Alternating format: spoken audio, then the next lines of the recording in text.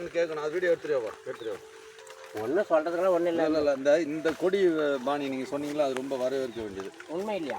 கண்டிப்பானது. இல்லை அது என் ஃப்ரெண்டு காட்டுறதுக்காக தான் உங்களுக்கு கேட்க சொல்லுங்கள். அது அதாவது மேல் பந்தில் எந்த காய்க்குமே போடக்கூடாது. ஆன் பண்ணிட்டாங்க சொல்லுங்க. அதான் பாவக்காய் பெருங்க எந்த காய் வந்தாலும் மேல் பந்தல் போடக்கூடாது. இப்போ இந்த மேல் பந்தல் போடுறதுக்கு எதுக்கு என்ன வித்தியாசம் சொல்லுங்க? என்ன வித்தியாசம்னா கொடி வந்து மேலே அடைச்சே பறந்துக்குது. அது பறக்கிறதுனால என்ன ஆகுதுன்னா சூரிய ஒளி திறக்க இந்த செடிங்களுக்கு வராது. ஒன்று மந்தாரமாக கொடி ஆயிடுச்சுன்னா காய்கள்லாம் மேலே உட்காந்துக்கும், இலைங்கெல்லாம் மேலே போச்சுன்னா அடிக்கிற மருந்து பழனிலாம் போகும். இது இப்படி விடுறதுனால சரியாக போயிருமான்னா இப்போ இந்த அகலம் இருக்குது இல்லைங்களா, அதே அகலம் இதுலேயும் இருக்குது. இது இப்படி ஏறிக்கிட்டுமே.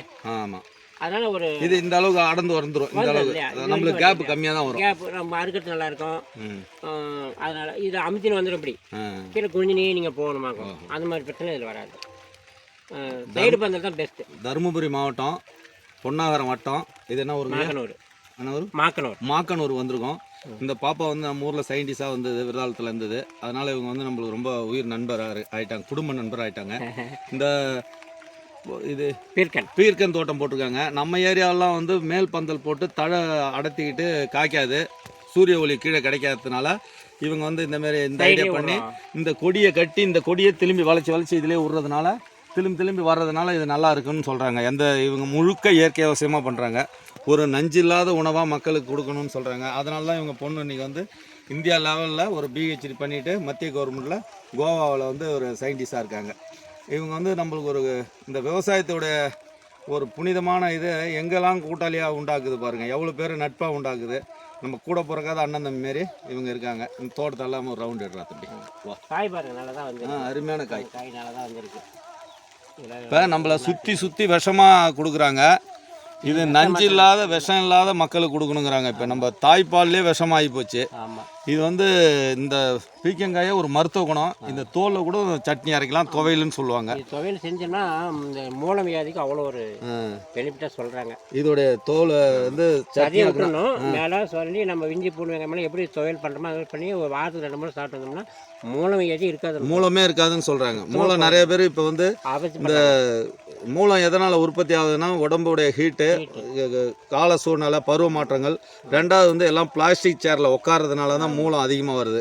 அதுக்கு இது ஒரு மருந்தாக சொல்கிறாங்க. இப்போ நம்ம வந்து துத்தி தழை நம்ம ஏரியாவில் சாப்பிட்லாம், இன்னும் 2-3 இதெல்லாம் சொல்கிறாங்க. இருந்தாலும் இது இப்போ சொல்கிறாங்க பாருங்கள், இயற்கையாக காய்கறியை 2 வகையாக பயன்படுத்துகிறோம். கூட்டு வச்சுக்கலாம், சாம்பார் வச்சுக்கலாம். இது தோல் எடுத்து நம்ம சட்னி ஆக்கிக்கலாங்கிறாங்க. துவையல்னு சொல்லலாம், சட்னின்னு சொல்லலாம். அப்படி எடுத்துகிட்டு விடாங்க. இது இந்த சைடு பந்தலுக்கும் மேல் பந்தலுக்கும் உள்ள வித்தியாசம். இந்த சைடு பந்தலுக்கும் மேல் பந்தலுக்கும் உள்ள வித்தியாசம் இதான். இப்படி காட்டுறது இங்கே நல்லா நடக்கும். காய் அறுக்கிறதுக்கு வசதியாக இருக்கும், மருந்து படுறதுக்கு நல்லா இருக்கும். மேலே அமுத்தின்னு வந்துடும், இலைங்கெல்லாம் மேலே போச்சுன்னா மேல் பந்தல் போட்டால் இங்கே இருக்காங்கண்ணே தம்பி ராஜா, மேல் பந்தலாக போட்டால் பூமியில் சூரிய ஒளி கிடைக்காது.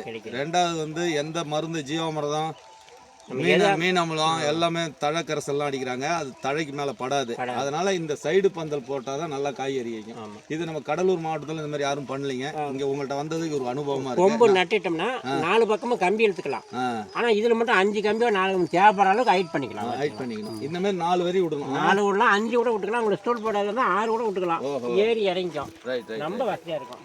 எப்பவுமே கிழக்கு மேற்கு தான் பந்தல் அமைக்கணும், வடக்கு தெற்கு போடக்கூடாது. சூரியனுடைய வெளி இப்படி இருக்கிறதுனால இந்த சந்தை வந்து கிழக்க மேற்க தான் எப்பவுமே பெஸ்ட்டு. அதே மாதிரி நெல் நடும்போது குரோத் அது பாயணும்னா அதே தான் பண்ணணும். கிழக்க மேற்கு தான் நம்ம சார் பயிர் வைக்கணும். இப்போ இது பீக்கம் எவ்வளோ போட்டிருக்கீங்க சார்? எத்தனை சென்ட்? இது 40 சென்ட் இருக்குங்க. 40 சென்ட். ஒரு பாக்கெட் விதை அவ்வளோ. ஒரு பாக்கெட் விதை. இது எவ்வளோ? 3 மாதம் காய் இருக்கும். 3 மாதம் காய் இருக்கும். எவ்வளோ இந்த 40 சென்ட்ல எவ்வளோ காய்கறி வரும்? ஒரு நாள் விட்டு ஒரு நாள் 50 கிலோ 60 கிலோ கிடைக்கும். ஓகே, 1 லட்சம் ரூபாய்க்கு வருங்கிறாங்க. இது எல்லாமே சொந்த உழைப்பு, அவங்க குடும்பத்தோட தான், வேற யாரும் இல்லை. இப்போ ஃபர்ஸ்ட்ல அவ்வளோதான் வரும். 100 கிலோ வரைக்கும் கெப்பாசிட்டி. ஓஹோ, 80 கிலோ 100 கிலோ வரைக்கும் வந்துடும்.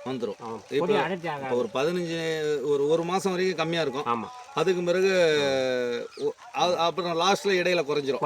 ஒரு 30 நாள் நல்லா அறுவடை வருங்களா? வரும் கண்டிப்பாக 30 நாள் வரும். அதுக்கு முன்னாடி நிறைய அந்த தலையும் அடர்த்தி ஆகணும். ஆக நிறைய அந்த ஆண் பூ பெண் போல நிறைய விட பூ நிறைய. இப்போ இது முடிச்சுட்டு அடுத்து என்ன பயிருங்க ஐயா? அடுத்து இது எடுத்துட்டோம்னா வேற ஏதாவது கொடிப்பயிராக போடக்கூடாது. கொடிப்பயிர் போட்ட வயலில் கொடிப்பயிர் போடக்கூடாது. குத்து பயிர் வைக்கலாம். வேற குத்து பயிர் பூவெல்லாம் வைக்கலாங்களா? பூ வைக்கலாம், கத்திரி வைக்கலாம், எல்லாமே வைக்கலாம். ஓகே. ஆனால் இதில் வந்து அடுத்து பேர்த்து மரம் போடலான்னு இல்லை கொய்யா வைக்கலானுங்கிறேன். இந்த கொய்யா தைவான் பிங்க் நம்ம ஊருக்கு தான் வர போகிறேன். ரைட்டு, அங்கே இருக்கு வாங்க. நீங்கள் எதாக இருந்தாலும் எனக்கு ஃபோன் பண்ணுங்க. தைவான் பிங்க்கு கொய்யா 6க்கு 6 வச்சுட்டு மேலே இருக்கிறதுல பேர்த்து போட்டு அந்த நடுவயலில் திராட்சை போட்டு எல்லாம் தோட்ட பயிரை வச்சுட்டு கம்முன்னு ஆகிக்கணும். இந்த ஐயா வந்து வெறும் காய்கறி தோட்டம் மட்டும் வச்சு 3 பசங்களையும், பையன் இன்ஜினியராக இருக்காரு. என்ன இன்ஜினியர் சார்?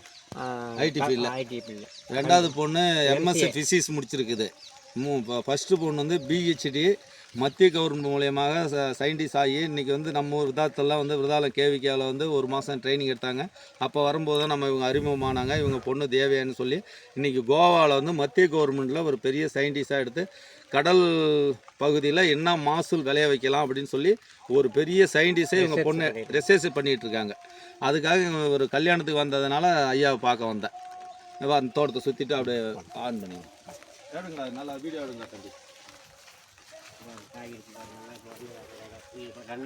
மக்களே, இப்போ பார்த்தீங்கன்னா நம்ம தருமபுரி மாவட்டம் மாக்கனூர், பெண்ணாகரம் வட்டம் மாக்கனூரில் இருக்கோம். பீக்கங்காய் தோட்டத்தில் இருக்கோம்.